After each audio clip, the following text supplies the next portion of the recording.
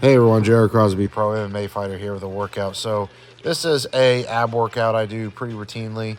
Running the kiddo through it here so he can kind of get used to it too.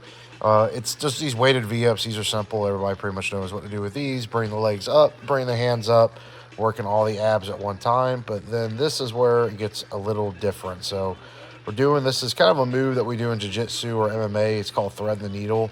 It's really good for defense. It applies to a bunch of moves, but it really is applicable to anybody wanting to build their core, any athlete or any person in general.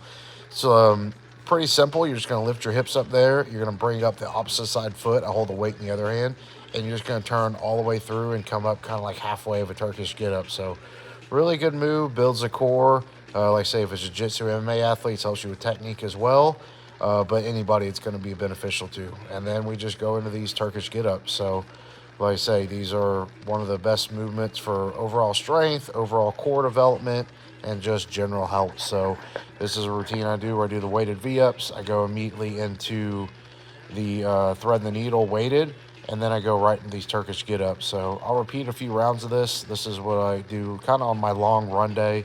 After I get done with a nice long run, go in here and work abs. So core is crucial, especially for strength athletes or any kind of athlete. So if it's something you're trying to build, these are something that's a little different and something that'll really help. So you can see I'm kind of running those through again here. That would be a little bit more full speed, especially if you're kind of working them for being a jiu-jitsu or MMA athlete. You want to work them kind of more game speed.